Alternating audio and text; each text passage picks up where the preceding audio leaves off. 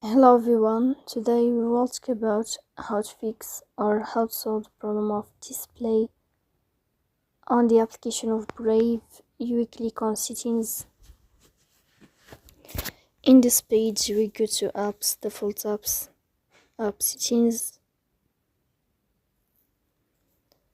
On above or in this list you will search about the application of Brave and you will click.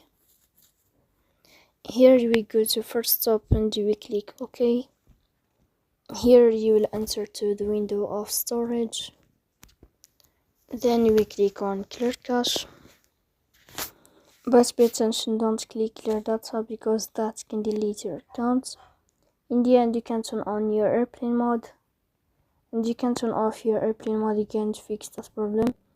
So please don't forget to support us by like and subscribe. See you next time.